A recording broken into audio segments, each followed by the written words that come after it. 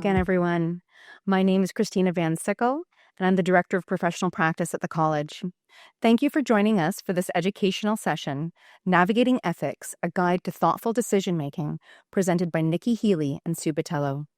Before I introduce our speakers, I'll go over a few housekeeping items. This session has live captions.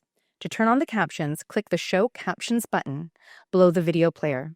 You can choose to see the live captions in either French or English. If you need tech support, please use the support chat at the bottom left-hand corner of your screen. Click on the icon and you'll be connected with our live support team. There'll be an opportunity to ask questions at the end of the session. You can submit your questions through the chat feature on the right-hand side of this session's page. It's now my pleasure to introduce you to my colleagues Sue Botello and Nikki Healy. Sue and Nikki are the college's professional practice associates and are both college registrants. In their role, they promote the values of ethical and accountable practice by providing registrants with support regarding the interpretation and articulation of the college's Code of Ethics and Standards of Practice. They contribute to developing college resources and provide practice consultations and presentations to registrants, prospective registrants, employers, and the public. Sue has worked in children and adult mental health services, as well as child protection, developmental services, and various community-based programs. She's also developed social and organizational policy, taught classes, and developed curriculum at the post-secondary level. Nikki has worked in child protection and adult mental health, specializing in case management and psychotherapy services for veterans suffering from PTSD. She's also developed adult mental health groups and assisted in the creation of a national educational curriculum for healthcare workers. Please join me in welcoming Nikki and Sue. Thank you, Christina, and thank you everyone for joining us today. As Christina mentioned, we'll be going through the ethical decision-making tool, which is the Ethics A tool. So Nikki and I will go through that, and we'll explain as we go along our ideas around developing the tool and or how the tool is developed, and also the scenario that we have today for you, because we do have a scenario to go through. So we are happy to go through that, and also, as Christina mentioned, we will be taking questions at the end. So we are going through information here. You can see our agenda. We're going through the Code of Ethics briefly. We'll be talking about the standards of practice as well, and professional judgment as it relates to just the work that you do as registrants. Then beyond that, specifically, we're going to go through what is an ethical dilemma and what's not an ethical dilemma. So that's sometimes the first step when we think things through, and we have a client say something to us and we have to think about what we're going to do in those cases. Specifically, again, is the tool itself, and then the case scenario and the application of the tool to that case scenario, and then the question and the discussion period. I will mention here as well that we like to have some interaction. We want to have our registrants have some engagement with us. And to do that, we have something called a Mentimeter. And we're going to have a couple of questions that we are going to present to you and have you respond for us. And you can scan the QR code in order to get access to the Mentimeter, or you can go on the website there. And that's the code there, 8640-9098. That'll be the code that you will use. And you will see that you will join our presentation, our slides, and then further into the questions as they are being asked. So we'll go on to specifically, again, what we are here about in terms of the college, and Nikki and I working in professional practice. We sort of live and breathe. I often say I see the Code of Ethics and Standards of Practice in my dreams, and not my nightmares, definitely, but my dreams. And so we do guide and support our registrants in the best way that we can based on the Code of Ethics and Standards of Practice. So when we talk about the Code of Ethics and Standards of Practice, we have the 11 Code of Ethics, and the first couple here on the screen we thought would be the most relevant, but we know that we are trying to do everything we can to maintain the best interests of the client, and that's our primary professional obligation. And then we also know that we need to show respect for the intrinsic worth of the clients, and that we carry out our professional duties with integrity and objectivity. Beyond that, there's a couple more that I would add to that wouldn't fit on this slide. So, because there's 11 of them, but I've got a few that I thought would be relevant, so that we also continuously maintain and enhance our professional competence. And I think that's really relevant in this particular issue with ethical dilemmas that we get faced with. We need to know what's going on in the community and in our practice in general. Also, that we don't exploit our relationship with the client for your own personal benefit, gain, or gratification, and that you maintain confidentiality in all client interactions. And also, the last one here around advocating for workplace conditions and policies that are consistent with the Code of Ethics and the standards of practice of the college. So, keeping that in mind, I like to plant that seed as we go through, and then the scenario itself. And you want to consider back to the Code of Ethics here that I mentioned. Standards of practice, also very, very relevant. We know that they set minimum standards of professional and ethical conduct in everything that we do, but we want to be very clear, we want to emphasize that they're not best practices. So we certainly, in professional practice, again, we get these questions, very specific and direct questions, and we understand that we don't know all the iterations of a particular situation. They're very complex. They're very multidimensional. There's people who are, at different levels of interest or practice in terms of their knowledge. And as a registrant, the client could be coming with all kinds of different information and experience. So we provide information in terms of a minimum approach with our 8 standards. They support, and we have people to apply that breadth and scope of practice to support their work. And we know that professional judgment is also very key, that you can't just rely on the Code of Ethics and standards of practice. There are 8 principles.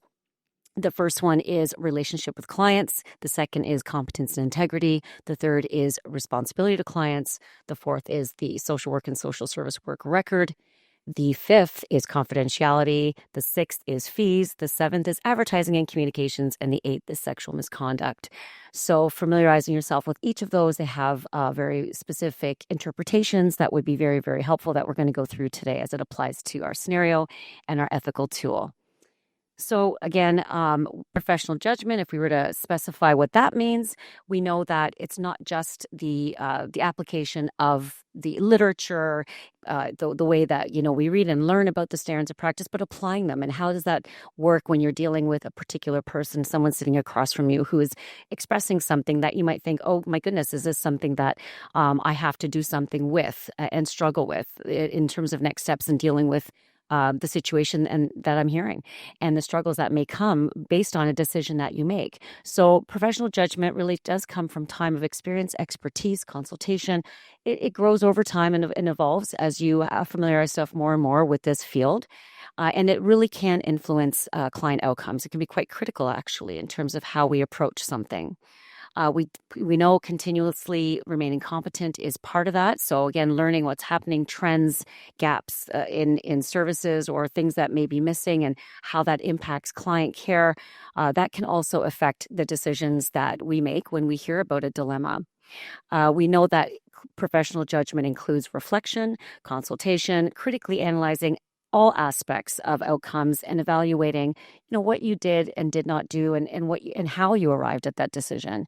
And in terms of that, we always remind people when they do consultations with us is the decisions that you end up making, in terms of how it plays out. If there was any time where you would need to inform the college why you made that decision, that you could justify your actions and you could provide evidence as to why you made that decision if the college ever requires that of you. And I'll pass it to Nikki. Thank you. Thank you, Sue. Okay, so we'll get started with the first Mentimeter for today. So the question that we have for you is, what is an ethical dilemma? So we pose this question to help frame today's discussion, especially as we get into the scenario later. And we really want people to think about, right, before using the ethical tool, you'll really want to know first, is it actually an ethical dilemma? Okay, so we're getting a lot of responses here. This is great. Great. So we have conflict. That seems to be the middle the most. So that's coming up the most. That's part of an ethical dilemma. Challenging, conflict of interest, unique, complex, confidentiality, challenge. Uncertainty, I think that's a really important one as well. Like sometimes you're walking into something and you are needing to question and challenge yourself. Okay. Problem. Excellent. Wow. Thank you so much. What an incredible engagement. Thank you so much, everybody. This is wonderful. Dual relationships. Well, it sounds like or looks like people have had experience with ethical dilemmas, I would say. Absolutely great responses, everybody. Yeah, this is great. Well, definitely the conflict, complex, uncertainty coming up, competing interests. Yeah, we're getting a really clear understanding. Yeah, there's so much in there. The words are getting so small, I can't even read them. I can't read them. They're so small. But yeah, no, excellent responses, everybody. And like Sue said, right, a lot of experience with ethical dilemmas. It's kind of where we live as social workers and social service workers. So what is an ethical dilemma? When we think about ethical dilemmas, we're thinking about basically it's a situation in which your standards and values may conflict with each other. So it's when there's competing courses of action with both being sort of ethically defensible, right? So you can go one way or the other, and you could probably have a rationale for each. And there's a difference of an opinion on how you may proceed. That is typically like what an ethical dilemma looks like. In terms of what an ethical dilemma is not, it's when we have challenging practice scenarios where the decision might be difficult, but the standards and values are not in conflict with each other. So when we have an ethical dilemma, there's typically some type of conflict there. There's usually competing courses of action where you could really go one way or the other. Versus when it's not an ethical dilemma, it's challenging, it's difficult, but that conflict isn't present.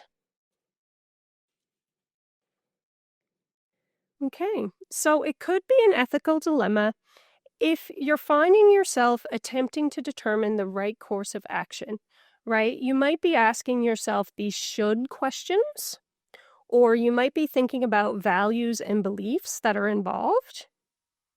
And there may be a lot of uncomfortable feelings involved in an ethical dilemma. Okay. So the focus of today's discussion is, of course, our Ethics A decision-making tool. And so we're going to be walking you through the college's tool and how to use it in your practice. And as Sue mentioned earlier, we do have a scenario that we are going to be presenting to really help with that application piece. Okay, why we need the tool. So throughout practice, registrants face a lot of challenging ethical dilemmas. As we saw in the first Mentimeter, right? We've got a lot of input. People have, really great ideas about what an ethical dilemma is. And that really speaks to the amount of experience in the field in dealing with ethical dilemmas. And so these dilemmas really do require consideration of our standards of practice, applicable legislation, relevant practice resources, and many other factors. That's why the college developed a tool to assist in considering the various issues that are involved in applying your professional judgment to any particular scenario. So the tool really is meant to support professional practice by providing a step-by-step process to follow. So I'm going to hand it to Sue to start guiding you through how to use the tool.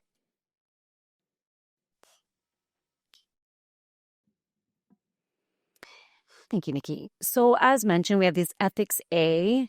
If it was perfect graphics, the thing that looks like a dash beside the A is actually an arrow. So that's the way it looks. And if you go to our resources, we actually have a practice note on the Ethics A ethical decision-making tool. We have a video, and the tool itself is available. It's in our resource room under our practice resources under ethical practice. So you have access to that. So what you'll see is this is an acronym, and this means each letter means something. So we're going to go through this generally, a bit of a shell general description, and then we're going to actually utilize it and apply it to the scenario. So the first is examine the facts and the values, followed by think about the standards of practice, legislation, and policies that apply. H is for hypothesize possible decisions and answers. I is to identify the consequences of each action. Consult is for C with others about options, select an action and get support, and advocate if required. Okay. we are going to break those down. So for the first one, for the letter E, the examine the situation and values. We know that we are going to basically be just gathering information at this point. You're looking at any information or evidence of what you know so far anyway, and if there's any disagreement about the facts. So you're going to consider that. It's a process of exploration. You're not jumping to any action, or you're not jumping to any decision making. And then there is the deciding whether an ethical dilemma actually exists. So you've gathered some of this information now, and then you'll determine, well, is it an ethical dilemma, the way that Nikki has defined that in our previous slides. So understanding whether that is an ethical dilemma, and then considering, what are the values that do impact you as a person in applying this ethical tool. So you might consider, is there a question about something being morally right or wrong, for example? Are the values and beliefs, are they in conflict with things that you believe in? Is it your values? Is it society's values, the client's perhaps? Is it your professional workplace that may be in conflict with what's happening here in the information to make you make a decision? Are you even ignoring values, or are you imposing values? So these are ways that we have to be very honest and transparent about how we're seeing the dilemma as it presents itself. And then we have the letter T, which is think about the code of ethics and standards of practice and other considerations. So we're looking again, the code of ethics. I went through those briefly, the standards of practice, which ones apply to the situation. And then also looking at what legislation applies, whether to the workplace, to your work as a registrant. Is there any other legislation that you haven't thought about? And also any policies, which aren't, legislation, but any workplace policies or practices that may impact the decision that you may have to make in terms of the next steps.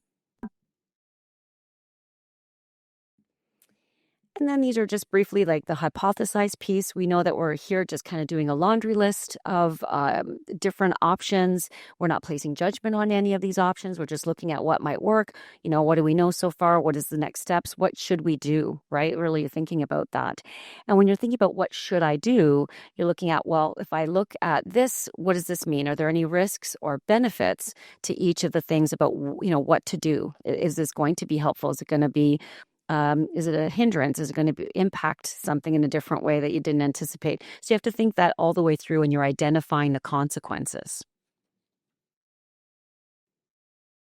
And then for C, it's consult with others. So we know that, we may not necessarily want to do this in a vacuum, right? So we're looking at different choices and explore the best, explore the issue with other people who best may know to help you, and direct your questions to other people. And so this is where another Mentimeter comes in, because I'm not going to give it away. I want to hear whether or not that we have actually some choices here, whether, who would you consult with, or who are the top, people that you might think of when you're dealing with an ethical dilemma. So we're going to put that out there and give it a few seconds, see what people think. And be curious to see how we're going to have, the outcome here. So we'll give it a couple. I think there was a bit of a delay in that. Oh, yeah. And there we go. Wow, so colleague is coming out pretty strong. Supervisor, the college. Yeah, so okay, yeah. Well, we're in a race here, supervisor, colleague, neck and neck. Yep, so good stuff. Yeah, we'll give it a little bit more time. I see we have friend coming up as an option. May not be the best choice in terms of getting some professional advice, but it's if you have a conversation and you're like, hey, what do you think of this? Just generally, what do you think of this issue? You might get some insight, but you may not want to apply that to your professional choice at the end of the day. But certainly getting a fulsome appreciation for different perspectives is always a good thing. It does look like we have supervisor definitely coming up. I like that colleague is coming up as well. If it's non-identifying, or if you can reach out to people, it's not a bad option as well. I don't know, Nick, if you have any comments about what we see here. We have the college. I think it's a third choice. No, I think the only thing that I would add about the friend piece, although like we wouldn't typically consult with a friend about professional matters or ethical dilemmas, you may find yourself in situations where your own personal or moral values are coming into play, and you may have a conversation with a friend saying, "Hey, this thing is happening for me. You know that this personal matter can be a challenge," and you can kind of talk through the moral piece of it without really getting into the client case or anything like that. So there may be value on that sort of personal level that could potentially come into conflict with our ethics at times. That's great. Thank you. And along with that, too, I think sometimes talking to a friend, you do have to be very cautious because you will have a friend who may say what, you want to hear, right? So they might agree with you.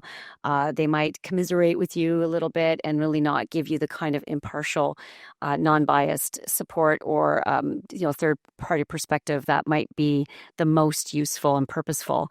So to keep that in mind. But as Nikki mentioned, casual conversation to hear, other perspectives could be very helpful. So yeah, absolutely. Lawyer is really important too. A lot of the ethical dilemmas may have a component of that is related in law. So be familiar with when to reach out to get legal consultation. The college does not offer legal consultation. Other people like a privacy officer might be helpful. Even things like advocacy groups, like people who have been working in a particular area that might be a general struggle or trend of certain issues that come up with specific settings or populations. That an advocacy group may be helpful. You may benefit from that. And yeah, as we mentioned here, the supervisor, some executive leadership, the people who can offer other insights, even ethicists, and a lot of hospitals have access to an ethicist. So we have that as an option too.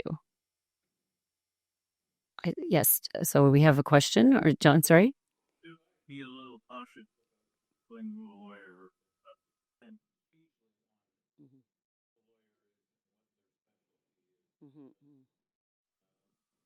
Lawyers are going to give you an opinion about the law without arguably any knowledge about professions, ethics, practice, good practice, best practice, all that kind of stuff. So lawyer there in that list makes me uncomfortable. Well, I appreciate that. I think one way to consult at least is to get someone who knows or can interpret the law, regardless of whether it is relevant or not in an ethical issue. But if you think that there's some kind of legislation that might interface with the ethical dilemma, it may be a useful exercise to inquire and then take what you will from that. It certainly wouldn't be the end all be all in that case for sure.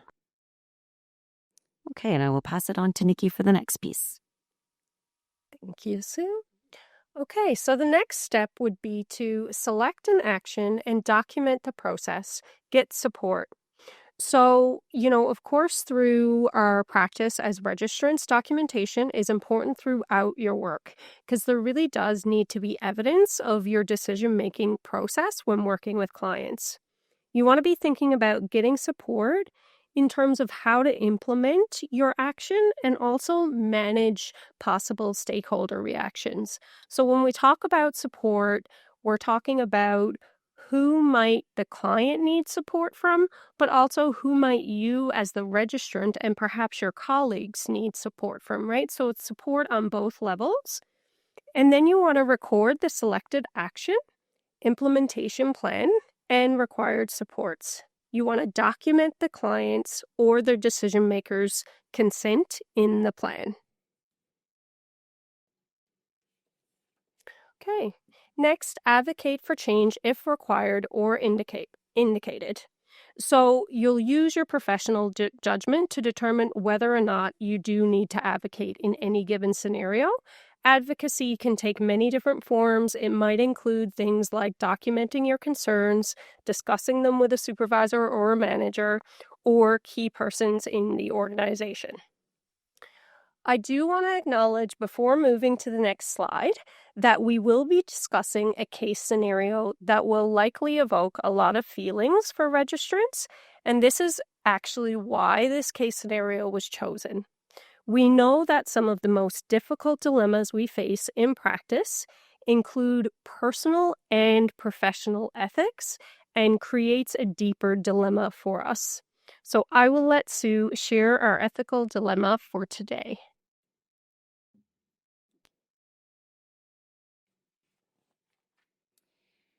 So I'll just read it out and then we can go from there. So we have a 15-year-old youth who is receiving psychotherapy from a registrant. The youth is struggling with excessive use of social media platforms. They informed the registrant that they used a fake ID with a false name to create an OnlyFans account. They model on the platform under an alias. The youth will not share any further details and has stated they do not want their parents to know. The parents have contacted the registrant with suspicions that their youth is making money on OnlyFans. They feel there could be safety concerns and have requested that the registrant disclose information about the youth's online activity. So I think it's important to note at this stage that this is what we know, and this is all that we know. And so what we don't know, perhaps a question to come up is, how did they get this fake ID? How did this happen? How did they get this false name? How did they get an OnlyFans account, right? What are they doing when they're modeling? What does that look like? Is there clothes on, clothes off? Are they doing anything that's sexual? Is there any kind of pictures that could be considered sexual in nature? So understanding all of that, just, you start to consider the fact that these are just pieces of information we are not aware of. We do know that those under 18 continue to create content, for example. And so perhaps the youth might be collaborating with an adult. Maybe they have somebody that can help them create an account. We don't know that. Our scenario doesn't confirm evidence of youth sharing sexually explicit material. All we know is that there's modeling involved. But we do know that when you do a quick search with OnlyFans, which I did check, OnlyFans, you must be 18 plus to be either a creator or, to access it, to create an account or to be a creator. So we know that the scenario is quite nuanced. There are multiple factors that we need to consider when working through the steps of the ethical tool. So we won't have all the knowledge and all the iterations of the dilemma. We won't know, and we don't know all about OnlyFans either. Like, we're not going to be experts in that. And so we know that the ethics A tool will direct us to explore things, right? To explore the legislation. It'll trigger us to consider things around policies. And how are we going to then understand the dilemma in order to make an appropriate decision? That's all we can really do. And so also realizing that we, as professional practice, if we were to get somebody reach out to us about this, we would be going through some of those questions and reflect on the tool in a way that would trigger your understanding or for next steps, so that you're making an appropriate a professional professional answer to what your question is. And it's very hard to fill in the blank about this because, like I said, the iterations of a dilemma like this, and many, in fact, our clients will not potentially share with us all of the information. And so we're going by what we know, and we're allowing that self-determination in terms of the disclosure of information they're sharing. I'll pass it to Nikki. So, as it relates to any ethical dilemma and using the ethics tool, the first step is always to examine the situations and the values. So, you want to gather all the information and evidence and ask yourself, are there disagreements about the facts? So, what we know about this particular scenario is that we have a client that is a youth. We know that they've admitted to excessive social media usage. We know they're engaging in illegal activity because, as Sue had mentioned, OnlyFans users must be 18 plus. And we know that they're in possession of a fake ID. Okay.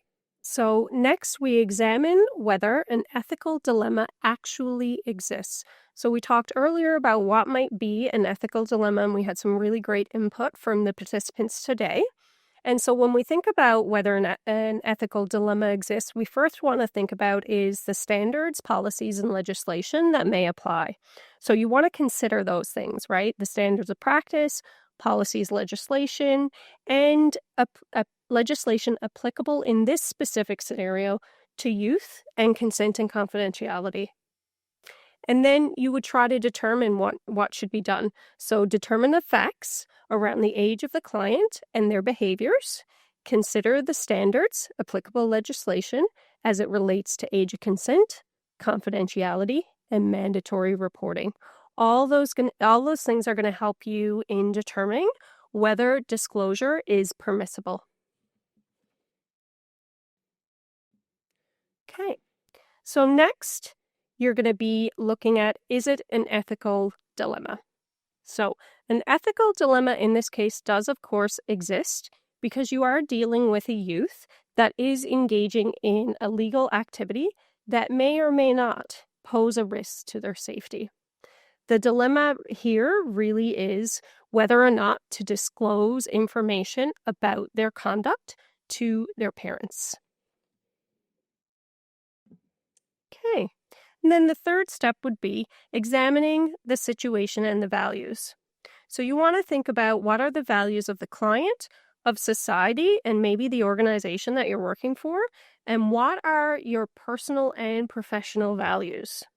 So some reflective questions you may want to consider are, could your personal ethics about the health and safety of your client affect your decision around disclosure?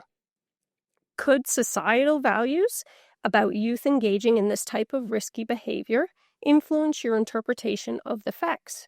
Could your own personal attitudes and values about youth engaging in risky behavior influence your interpretation?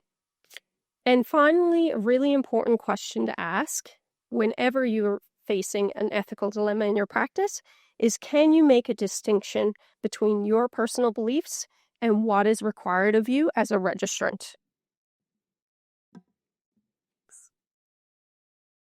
I think I just want to add quickly here too. When Nikki and I were working on this, we actually went back and forth a little bit about the ethical dilemma, and it kind of grew, and we had to kind of rein it in a little bit. Like, what is the actual ethical dilemma? Because the question was that the parents are reaching out for information, and so our mind went all over the place when you think of a scenario like this. And again, some of the safety concerns, et cetera, and your own values. So we really had to say, okay, what are we actually wanting to focus on with this ethical dilemma? And I think, Nikki, you'd agree with me. And we sat there sort of really, going back and forth a little bit about, this is what we need to make sure we focus on. And that can apply to all kinds of things that come along. So you may have one particular concern that comes from a client or a parent or a teacher or somebody, and they want information.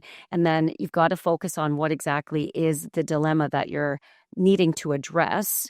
And there might be others, but the one that if you're getting asked specifically about disclosure of information, that's what, and to the parent, that is the way that we had to stick to our tool, because it was quite easy to almost kind of go off the rails a bit with different people and other professionals and who else needs to know and do they need to know. So anyway, I just wanted to add that even with our own breakdown of this tool, we were having to bring it back to what the actual concern that we needed to address. So I did want to point that out.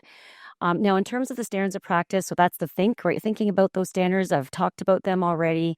In particular, this is principle 1, which is relationship with clients. So 1.3, that we can need to observe, clarify, and inquire about the information presented to them by clients, right? So registrants need to do that. We shall respect and facilitate self-determination in a number of ways, including acting as a resource for clients and encouraging them to decide which problems that they want to address and how to address them. So again, it's about building that rapport. It's about building that level of safety in conversation and, knowing that you are obligated to your client. Beyond with principle 1 as well, we have 1.7, as Nikki just described. Are we talking about, being aware of your own attitudes or your own assumptions, your biases, being aware and reflecting upon those? And how does that impact your relationship with your clients? And then principle 2, competence and integrity, that you're knowledgeable about policies, legislation, programs, and issues that are related to the communities and institutions, services in your area of practice. And of course, things, especially social media, it's a moving target, it's always changing, growing, new things are coming up. So if you are working with a particular population, you may want to really get informed and understand, any kind of legislation that may exist as a result of that. Principle 5, of course, is very critical. We have 5.1.2. It speaks directly around the fact that we need to obtain consent to the collection, use, or disclosure of client information, including personal information, otherwise permitted or required by law.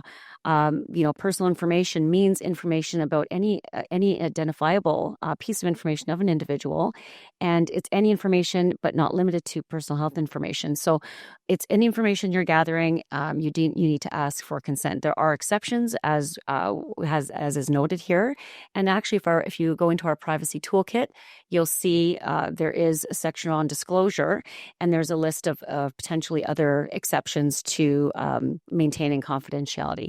So to be aware of that.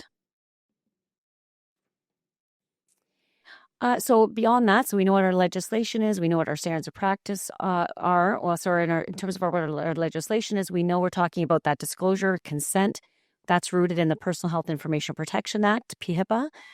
We also know that there's some information around consent and disclosure of information and service delivery around the Child, Youth, Family Services Act. So those are things that will impact what we do in our next steps. As I mentioned, there are exceptions to the whether you or not you do maintain confidentiality. Also, is there anything we know about in terms of laws that prevent someone from opening an account? And as I mentioned, yes, so you have to be at least 18 to create an account. So we know at 15, you should not be creating an account. And again, as a quick search, there is an age and identity verification that OnlyFans does do. And so they do require you, I think, to have a picture and a matching some government official documentation or identification to match who you are. And then also they indicate in their policies that they have zero tolerance policy against content relating to any kind of child sexual exploitation or child sexual abuse, any trafficking, etc. And that the reporting of illegal content can be reported to police, and that they take this very seriously and they will respond to it immediately. So we do know that, but we don't have evidence right now about any kind of explicit sexual behavior that the 15-year-old is doing. All we know is that they've created an account and they're too young to be doing that. So that's all we really, really know. So if you want to look at whether fake ID, is there any legislation against that? Are they breaking any laws? That's where getting some legal consultation might be helpful. Workplace policies to be aware of. They may have limits to confidentiality. So you may have a consent that you go through with your client about these are the things that if you tell me about this, I will need to disclose the information. You might have that you sign off, they agree, they understand the limits of confidentiality. And so we find sometimes when people reach out to us that some policies don't align with privacy laws. So it's a matter of what is the organization or agency, where do they stand when it comes to some of these policies that they're creating? And I mean, they're quite capable of creating their own decisions around what they're going to follow in terms of agency workplace policy. But at the same time, they could be challenged on that because it doesn't align with legislation. But it can impact your decision and in terms of the fact that you work at a particular agency. Non-mandatory concerns around imminent risk. We're going to talk about that in a little bit, but we're trying to decide, is there, just say there's a duty to warn or duty to protect, and if you feel that there's imminent risk. So again, are we looking at whether these policies lean a certain way, whether they have a certain bias, and what are they having us share as employees to clients so that they're aware of the information that they're sharing or not sharing with us. So duty to warn, duty to protect in particular is one that will be something to consider in this case. So we know that what this means is that refers to the law developed by judges on a case-by-case basis. It's created through legal precedents or decisions rather than requirements arising from statutes or legislation. So this is something that is not what we call a mandatory duty to report, but certainly if you take a look at specifically whether you believe that the client poses a risk to themselves or a group of people, that the risk includes bodily injury, death, or serious psychological harm, and that the risk is imminent.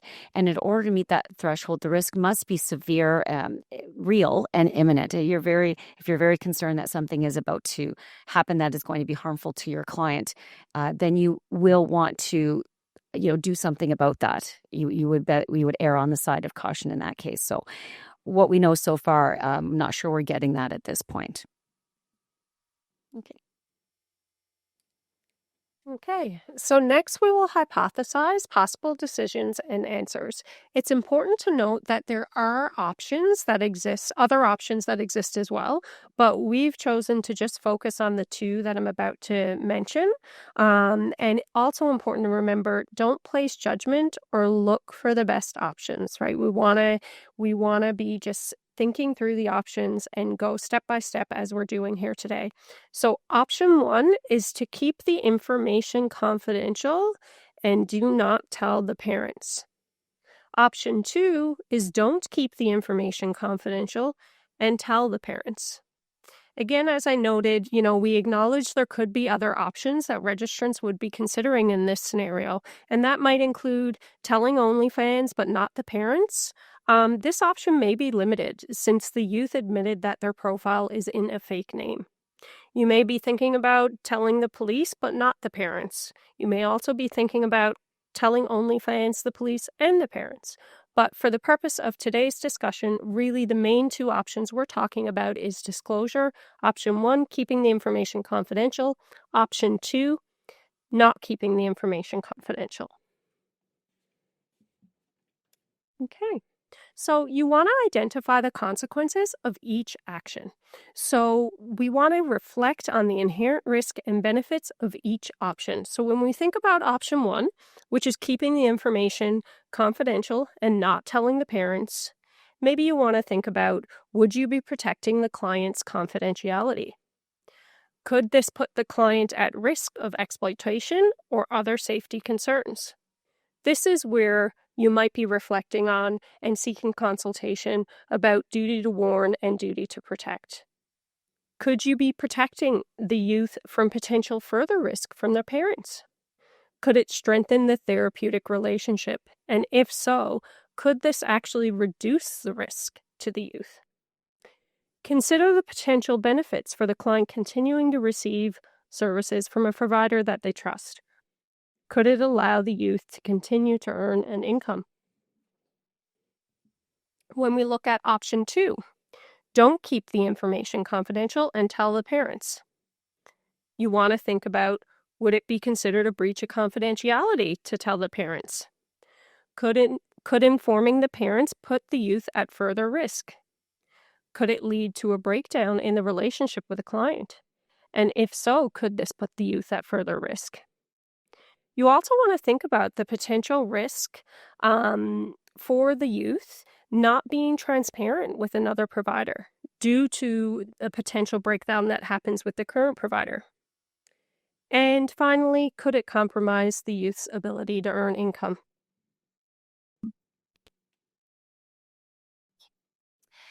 Right. So we talk about consult, and we did a Mentimeter on this, right? So we can look at these options. Again, checking with the lawyer, is there legislation that the lawyer may know about that you have missed? Can the lawyer speak to any liability you may have if you make a specific decision? For consulting with a supervisor, like, do you have someone to discuss the situation with who can offer perspective?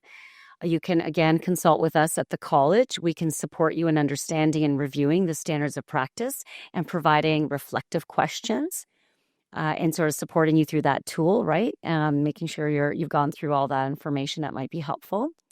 And colleagues, like I mentioned, as a consult only, but there might be others in the same area of practice or who have worked with youth or the same population. They may have already, managed this kind of ethical issue. So you might want to check to see if anybody in your sort of realm of connection might have had a similar situation and may have some insight for you.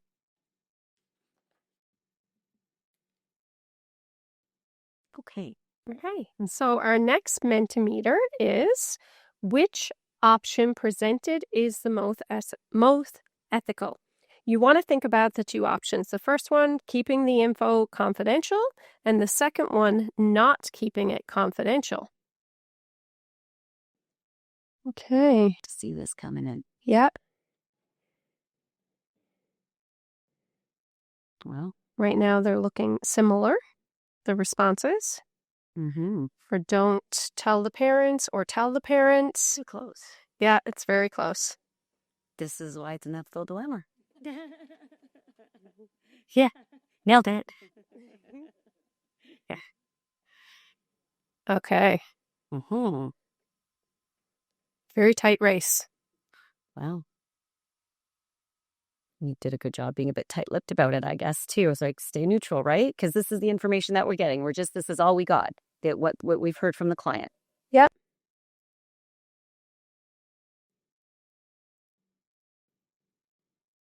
Hmm.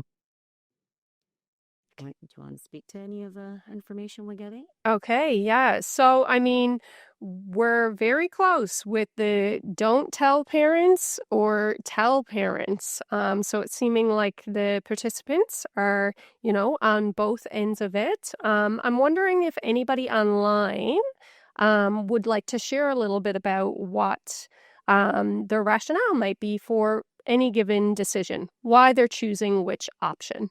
Christine Pittsworth here. Maybe Christina can share a little bit about that. Absolutely. Happy to chime in. We're having a lot of really interesting conversation online that certainly echoes the dilemmas that We're seeing. Mm-hmm. Certainly, we've seen family matters can be extremely sensitive, so it's important to handle this with the utmost discretion and professionalism.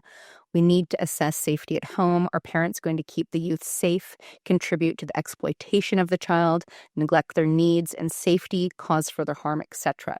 Do parents need to support to keep their young person safe? Someone just said, just report it to CNS and let the CAS and let them sort it out. In my experience, if you tell the parents, the youth will keep doing it, except they'll do it secretly and will no longer trust you or anyone else to seek services or get help. They'll just become more at risk. And another person posed, like, is this a test from the youth to know if we're trustworthy? Potentially. You might want to navigate this carefully because it's important, because it's going to influence how you're accessing support now and in the future. And then somebody else also said, which, I think is understandable, but I'm a mom and I'd want to know.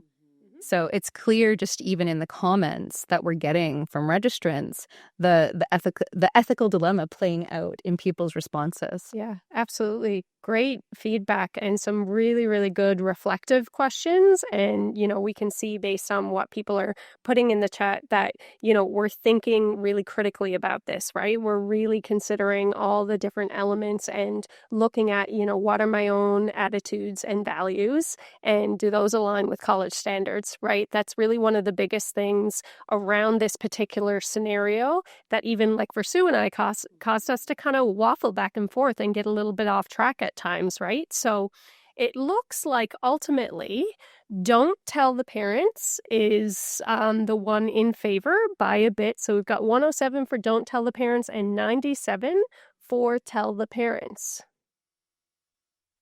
So select an option and get support. The chosen option would be option number 1. So keep the information confidential and don't tell the parents. Do not breach confidentiality unless additional information has been obtained that indicates that the risk of harm is real, severe, and imminent.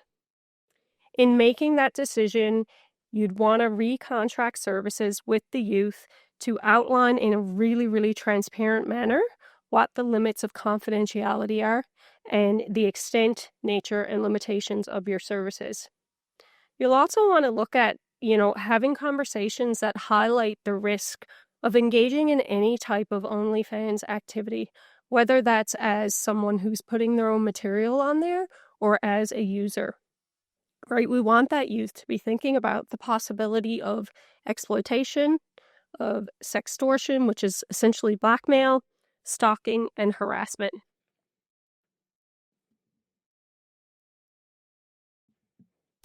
Okay. You'll also want to explore with the youth safe and age-appropriate income options and really have an open and honest conversation about how, we know that there are many social media influencers who claim that they're making easy money, but that's typically not the rule, but the exception.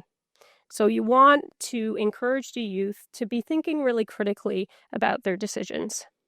Identify additional community supports that may be helpful to them and use it as an opportunity to make sure that they understand you're there to support them without judgment.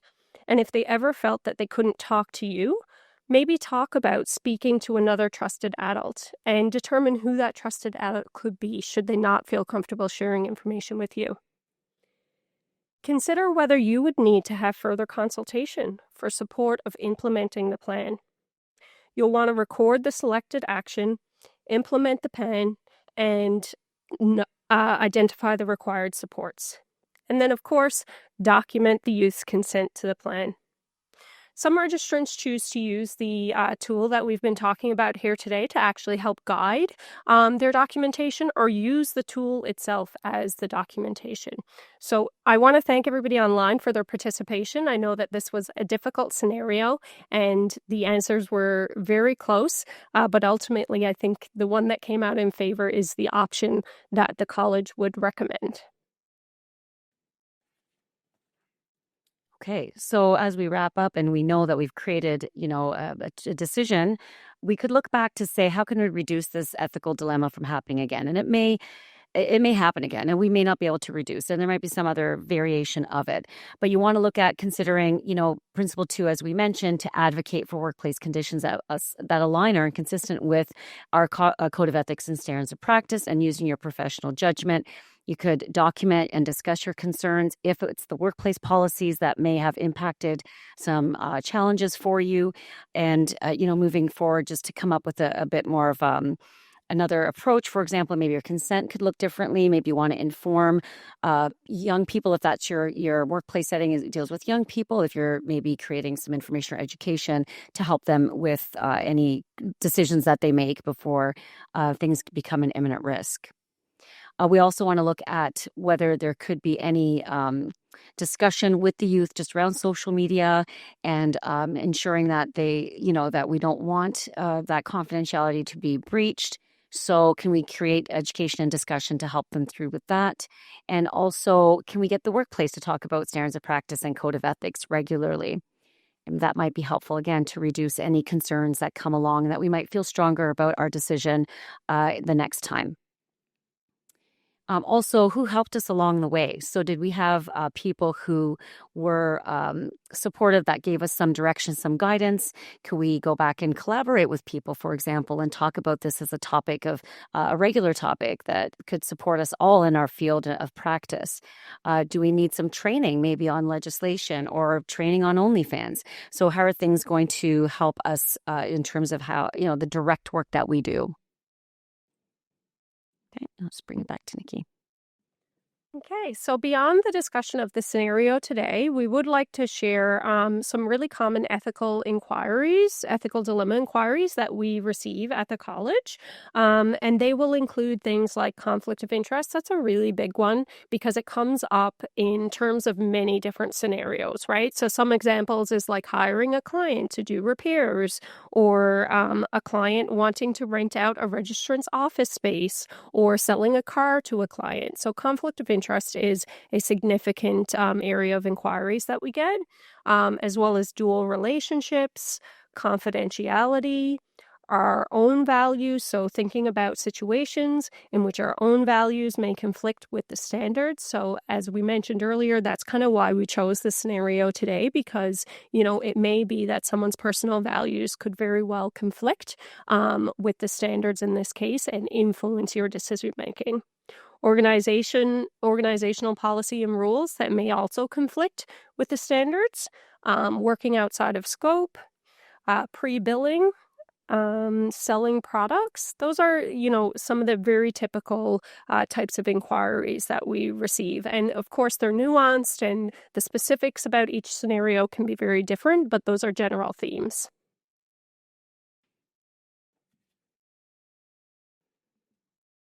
I mean, just in summary, so like I said, we went through this scenario. We've gone through the tool itself.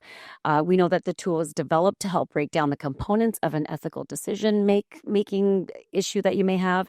To be clear, the tool is voluntary. You don't have to fill it out. It's certainly there just to support you. It can be used in clinical and non-clinical settings, direct and indirect practice. We can say, take a look at it, fill in some of it, help you sort of through your thinking process. You don't have have to completely fill it out. You can use it again as a guide. If you do completely fill it out and you want to refer to it, you can put it in a client record or you can keep it separately. But it can certainly support you in your decision making in the workplace. And just in wrapping up, just to say we're grateful for the opportunity to go through this tool with everybody, and we hope that the dilemma was one that was reflective and challenging enough to go through the tool in a useful way, in a purposeful way. There's always going to be different dilemmas that we face, and this will help you just sort of put your thoughts down and organize your thoughts and look at those critical considerations before you make a decision. Because as we mentioned, making those decisions can have impact and outcome that can kind of ripple for the client and for years to come potentially. So I hope that was helpful. We're going to open it up now to questions and any discussion that you may have as a result of this scenario or in general. That we can have that happen now. So thank you for your time. Excellent. Thank you very much, Sir Nikki. That was I think we would call it like a meaty example. And we're getting a lot of comments in the chat about how it was a great session and very insightful. And we just wanted to, again, remind people that we have time for some questions. And so you can put your questions in the chat. And it's on the right-hand side of your screen. And just a reminder that the chat feature is only available to those accessing the session on a computer or laptop and not from a phone or tablet. And just wanted to highlight as well that, there was some other interesting comments made in the chat as well about specifically the scenario that someone's culture is probably going to come into play in this conversation as well. If people are living in poverty, may come into play. The risk that people are having because of the opioid crisis is having. And as you mentioned as well, like the ability to impact income. Safety planning is a really important feature that needs to be considered. And it was interesting comments about imminent risk as well, that some registrants forgetting that when we're doing our risk assessment, that imminent is one of those components. But then another comment, well, what does imminent mean in this online world? Because photos can be shared in a second.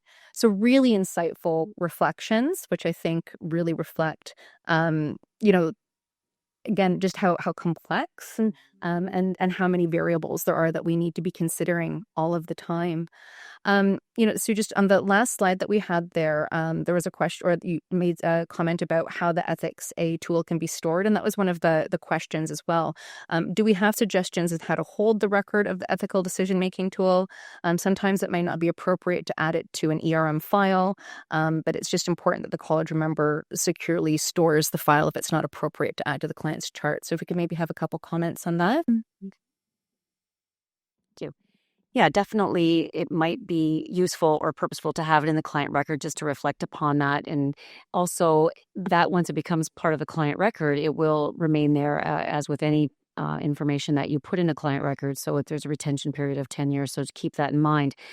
You could also create the document and have it sit outside the client record in a way that would be helpful for you to make that decision, but you don't have to have identifying information. So you can have information there that would have your breakdown, your thinking patterns, et cetera. And then you could reflect in a client record that you have developed this decision based on the ethical decision-making tool. So there are various ways to do that. If you do it, you can keep that record or that ethical tool locked up as well and keep it safe and secure. But typically, if people feel like it might be best placed in a client record just to support their decision-making, as I mentioned earlier, sometimes, when there is the challenge or question of somebody coming up for a call to complain about the conduct of a registrant, we would want to then reach out and find out, the decision-making process and for a registrant to provide evidence to justify the decision that they made. So it may be, and it may be that case where if this is something that is particularly involving and challenging, you'll kind of know potentially that this is more on your radar to hang on to it in a more secure way. So just keep in mind it could be different for different clients. So I hope that's helpful. Just another kind of gathering sort of themes from the chat as well. Wondering if you could just maybe address kind of the importance of having those limits of confidentiality conversations at the outset.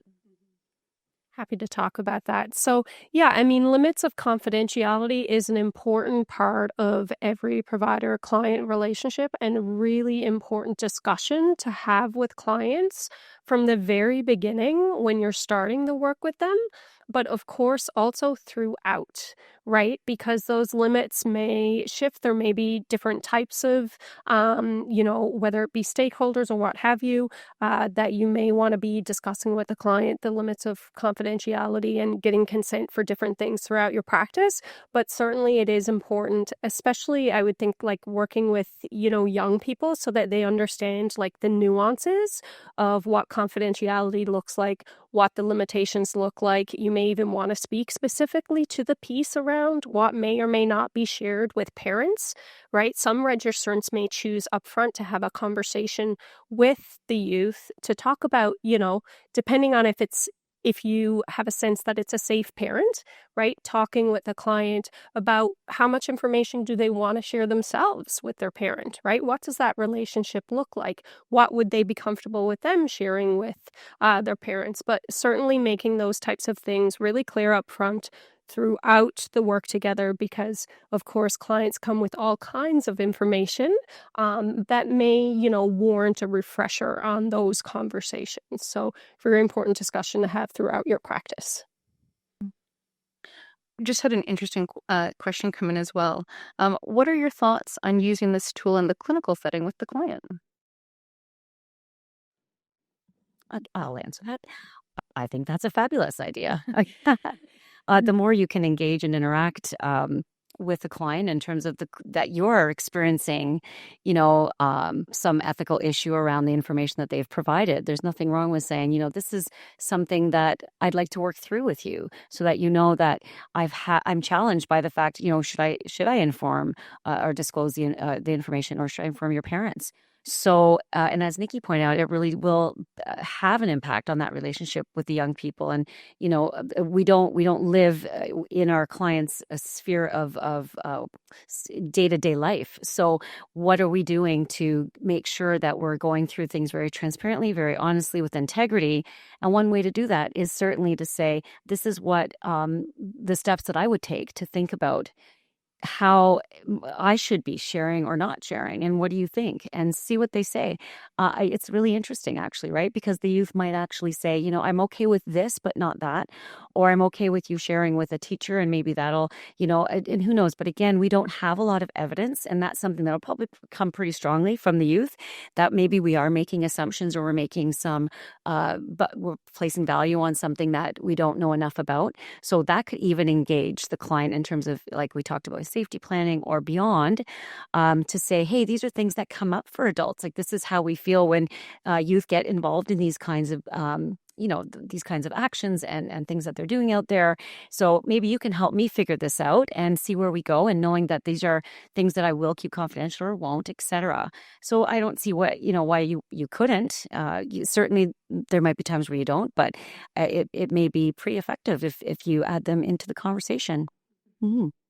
Yeah, I would just add that I think actually, yeah, like Sue said, it's a great idea because it creates and sort of reinforces that idea of like in the provider-client relationship, it really is like collaboration around a lot of things, right? So now that you're raising the idea of discussing this with clients, you could even have a discussion with it at the front around confidentiality. Hey, there's this tool that I use in my practice, and should something arise, this might be something that we'll actually end up discussing, right? So you can even talk about that in terms of how you walk yourself through confidentiality in different scenarios. So thank you for that feedback. It's a great idea.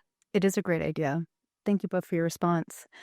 We also had just a reminder as well to consider language and cultural practices of parents and family in decision making, which I think is always a really good reminder and something that we need to remember.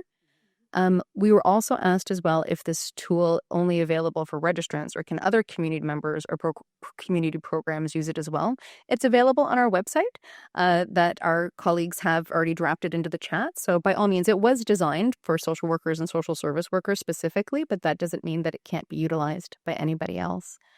And just, as we're kind of coming towards the end, I did want to just reflect as well that there was in the chat throughout different comments and themes about like different legislative considerations around the age of the youth and also about mandatory reporting to CYFSA. And so wondered if maybe you could touch on that a little bit. Mm-hmm. Yeah, so I can speak to that, and maybe Sue will have some things to add. In terms of the age of the youth, so this comes up actually a lot in our inquiries. It comes up in our presentations as well, as you're seeing today. It is really important to be aware that in Ontario, there is no age of consent. Okay, so what that means is that it is incumbent upon the registrant to assess whether or not that particular client is capable of consenting.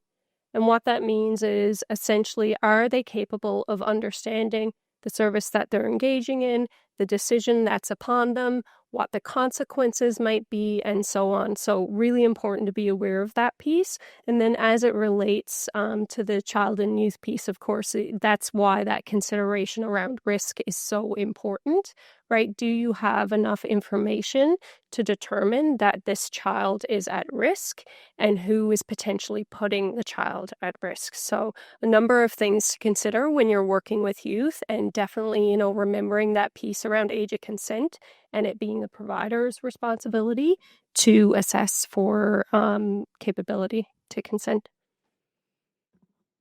I mean, I would just add that when you're looking at the CYFSA and the duty to report a child in need of protection, there's some very specific expectations there, which is mostly around caregiver action or inaction. And so if that is the case, but at 15, to determine whether somebody is going to be capable of making decisions and can function without, the risk that their parent is either neglecting or abusing. So those are the reasons why you would be reaching out based on the CYFSA.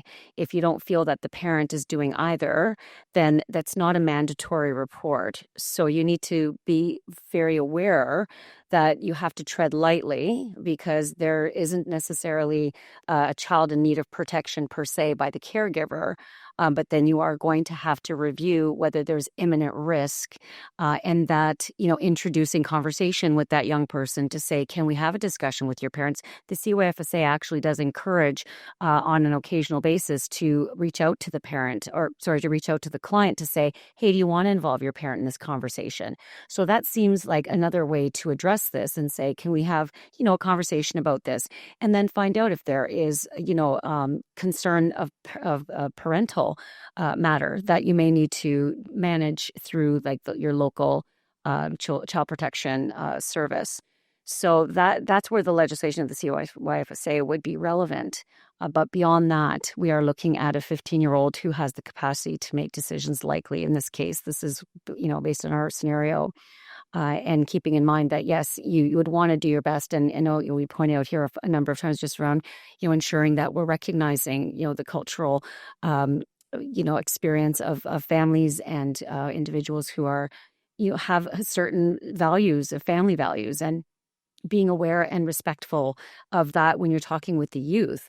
But still, the legislation does hold us to the, that compliance to not share information unless it's imminent. So there isn't necessarily a duty to report a child in need of protection in this case. And just wanted to add that further clarification as well, that when we're talking about no age of consent, we mean consent to healthcare treatment, and we also mean consent to release of healthcare information in this context. And this is why it can also be helpful for you to obtain a legal consultation through your professional liability insurance, because it can be really difficult sometimes to navigate these really murky territories. And also just wanted to give registrants a heads up as well that later on this summer, we will be reaching out to get your consultation on our new practice guidelines that we are revising on consent and confidentiality with children and youth.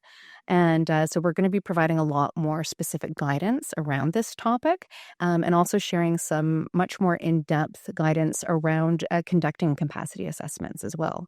So look forward to that this summer, and we'd really love to hear your feedback on it as well.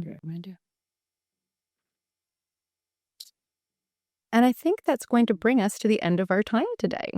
Oh, sorry. Oh, I have a question in the audience. Oh, if you just give us 1 second, we have a question in the audience. Sorry, I've been waving my arms around and nobody was looking this way. When you did the word puzzle at the beginning, one of the words that was in fairly large print when you asked what's an ethical dilemma was the word boundaries. And I'm interested in what thoughts or what experience you've got, because it comes up all the time in complaints and discipline. What thoughts you have about whether boundaries comes into the whole area of ethical dilemmas. Well, what I can tell you is, yes, certainly boundaries is common and comes up a lot when we do our consultations, and it's typically related to being in a dilemma. And when we talk about what exists as an ethical dilemma and what doesn't at the beginning, and what you have to start with in terms of the tool is there even an ethical dilemma? So it's something that you have to determine, does this really contradict with college's standards, the legislation? Those are things that will identify any boundary violations. And then at the end there, we gave some examples also of what could be considered boundary violations. So absolutely, there is the need to reflect upon the kinds of interactions you're having with your clients to determine if what you're doing would be a boundary violation, or if they're asking you to do something and you don't think that it does align with the standards. We talk about things like gift giving in our standards, nominal gifts, which may come along where, you might say, is that a boundary violation? Would it be wrong if I accept a small gift? Is that an ethical dilemma?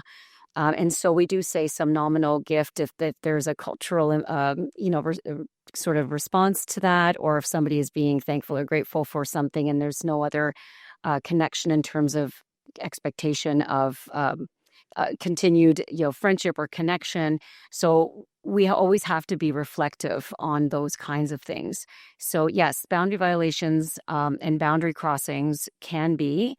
It depends on the issue, and you want to check and consult with your the people around you, your supervisor, people who could reflect and give you perspective. And we also have some good resources on boundary. We have one called Boundary Violations, and we have a couple on dual relationships, which can also be a boundary violation, and finding that it's unethical to do certain things, as we talk about, like selling your car to your client. That type of thing would be an unethical practice and a boundary violation.